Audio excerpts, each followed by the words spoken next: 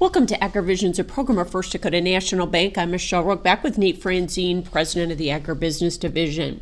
Nate, let's talk about the crop outlook as we go into harvest. Big crops, low prices. What is this going to mean for income this fall? Yeah, it looks like a concerning scenario that's shaping up here, Michelle. If you're in the livestock segment, you can kind of disregard what we're talking about here because you're blessed with some pretty strong protein markets right now. But on the grain side, it's a much different picture. Obviously, it varies a lot farm by farm, but I think going off the average break-evens, going off a typical proven yields, it looks to me like there's $130 to $170 an acre loss out there for us in 2025. Could we make up that in additional yield? Certainly we'll make up a portion of that. But if you run the math, we're going to need 25 to 30% additional bushels above proven before we have a chance to even get to a break-even level. So it's a challenging scenario. The bumper crop that looks like it's coming is probably only going to compound that from a supply and demand standpoint.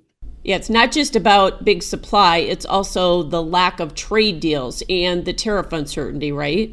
Yeah, it really has. We're sitting here today with very few sales on the books for exports in soybeans. And with the kind of supply we're building up here, that's really problematic. I think, that is going to be the name of the game. We have to find ways to boost demand both domestically and globally to work our way out of this current scenario. So do you think the government will step in with intervention, another MFP 3.0 program?